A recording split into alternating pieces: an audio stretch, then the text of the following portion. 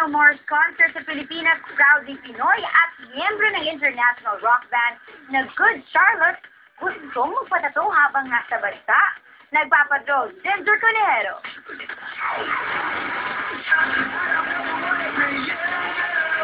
Matapos ang 5 taon, balik Pilipinas ang American rock band ng Good Charlotte. Sila ang boses sa likod ng hits na The Anthems at Lifestyles of the Rich and Famous. Tumatak na sa puso ng Good Charlotte ang init ng pagtangkilik ng Pinoy fans. Kaya bukas ang isa sa band member na magpatattoo habang narito sa Pilipinas. I definitely collect, tattoos like trinkets, so I might get one, and next time I come back, hopefully I'll have one to show you.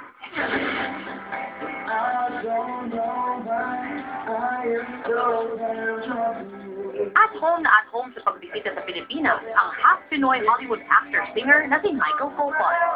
Sabik na si Michael na ipagmalaki ang talento ng Pinoy sa musika bilang front act ng half-Pinoy Grammy winner na si Bruno Mars, ang hitmaker ng Just the Way You Are at Grenade.